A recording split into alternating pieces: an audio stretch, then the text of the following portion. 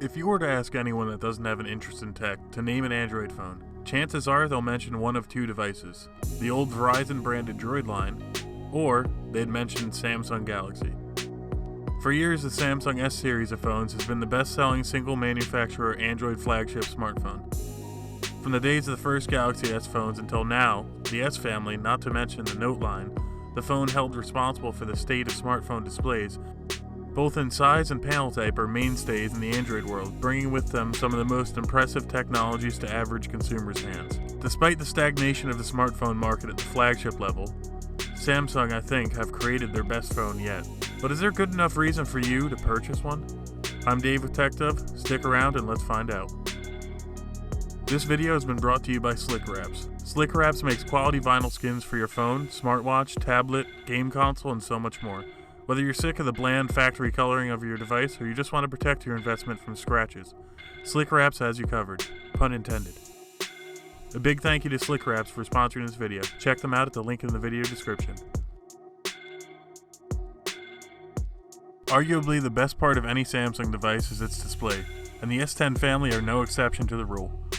The S10 Plus, not including the 5G variant, carries the largest display of the bunch at 6.4 inches. The same size as the outgoing Note 9, with a resolution of 3040 by 1440, giving it a sharp pixel density of 522 ppi. With it being a Samsung panel, it's one of the Super AMOLED variety, which Samsung is calling their Dynamic AMOLED display. That display takes up 90% of the front of the device while being covered in Corning Gorilla Glass 6, and registers in a 19:9 aspect ratio. Honestly, I'm no display judging expert, but this one looks incredible, even with its dual camera pill-shaped cutout in the top right corner of the display. More on that later on. It's sharp, super colorful, and the images produced by this display are almost unreal. It goes without saying that Samsung makes the very best smartphone displays in the market. This is especially apparent if you spent more than 3 seconds with one, and aren't closed-minded to just one particular brand. It reaches a peak brightness of 1200 nits, which is extraordinarily bright, as the average is somewhere around 700. This display is top of its class, at least until the Note 10 arrives. It's kinda laughable when I hear how well built Samsung phones are, especially when I think back to phones such as the S5 or the Note 3 and its fake leather back. But Samsung is one of the market leaders in terms of design and build quality. The S10 family is no exception.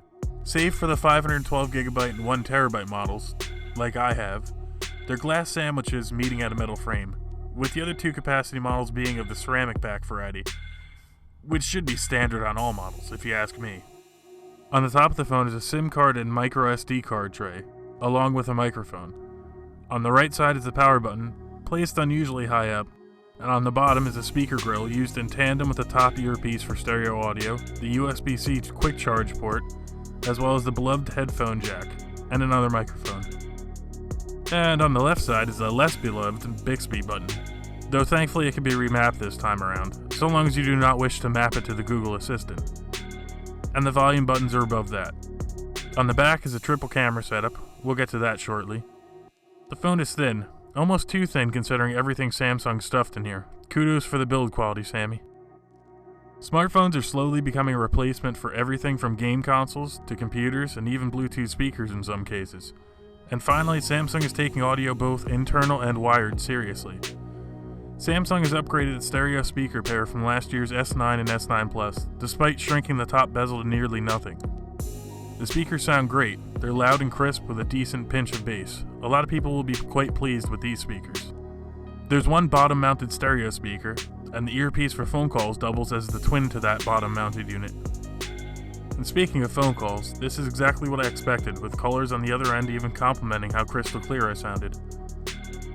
Anyway, Samsung didn't stop there, they even upgraded the 3.5mm headphone jack, which yes, for now at least, is still here. Compared to even the most recent Note device, the Note 9, the headphone jack is able to drive my Sennheisers at a higher max volume, with the same being true of nearly every pair of headphones I tested with it. It's not quite LG quad DAC level, but it is very close. Take my word for it. The best way to describe the octa-core Snapdragon 855 powered Galaxy S10 family is blistering. There really is no other word for an Android phone that happily goes toe-to-toe with the iPhone and its A12 Bionic processor, at least on paper. with its base storage of 128 gigabytes. Take note, Apple, 64 gigabytes is not enough anymore. And at 6 or 8 or even an unnecessarily but amazing 12 gigabytes of RAM, the S10e, S10, and S10 Plus are monsters, easily handling any and all tasks you could possibly throw at a smartphone with ease.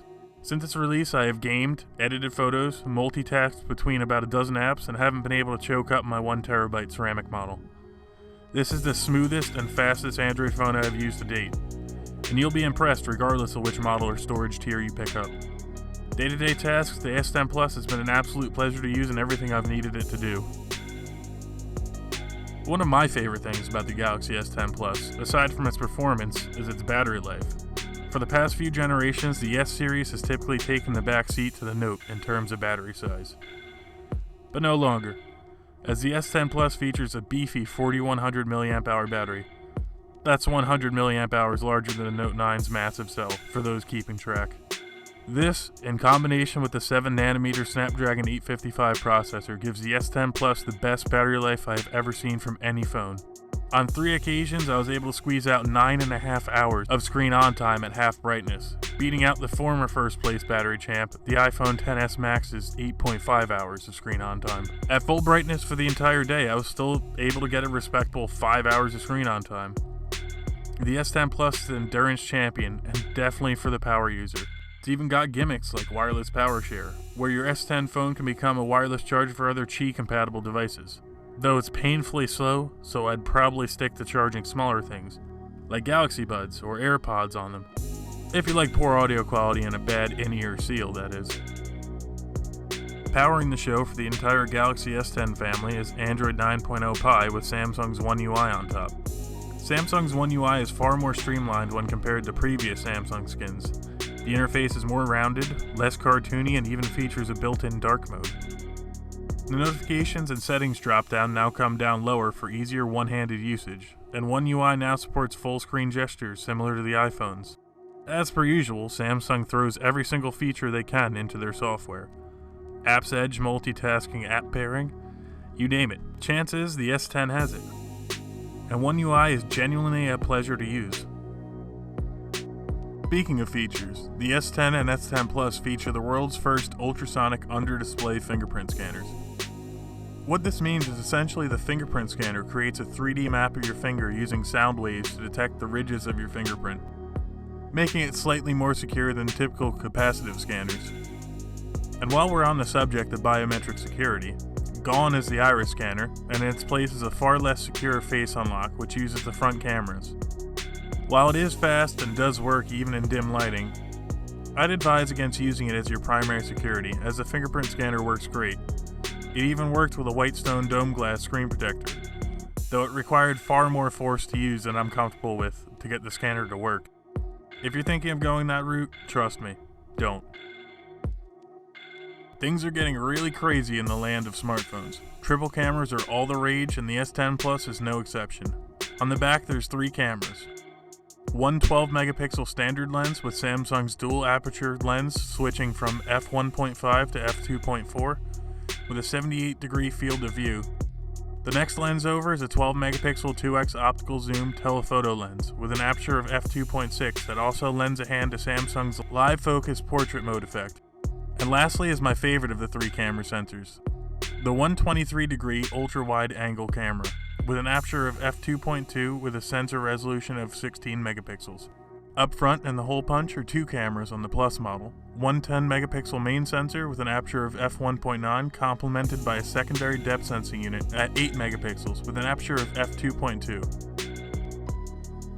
The craziest thing about all of this is that every single camera on this phone is capable of 4K video recording, with the back camera is also capable of super slow-mo at 960 FPS, albeit at 720p.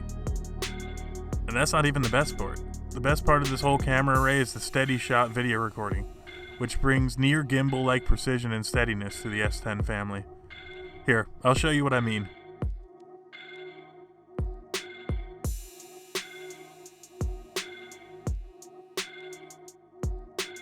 What's being done here is 1080p video taken from the wide-angle camera stitched together with the main sensors OIS and EIS to create a near-perfectly stabilized image in almost all scenarios. One area where these cameras still, I don't want to say struggles, but for lack of a better word, struggles, is in low light. Samsung doesn't yet have a true dedicated night mode to the degree of what Huawei or Google are offering. And what it's able to come up with without is still impressive and incredibly detailed. But if the Pixel 3 didn't exist, I would happily give this phone the smartphone camera crown. It really is that impressive. The S line of Galaxy phones have long been a beta program of sorts. Think of it as a preview for the Note series, a Note without the S Pen, if you will. And there's never been a better family of Galaxy S devices than the S10 series. I believe that for once, Samsung has outclassed their Note phones, especially if the rumors of the Note 10 losing expandable storage and the beloved 3.5mm headphone jack turn to be true. There is a small caveat though. The pricing of modern smartphones have been and continue to be outrageous, with the exception of the S10e, of course. Usually the S family of phones consists of a base model and a Plus model. However, as you may know, this year there's actually 4 devices.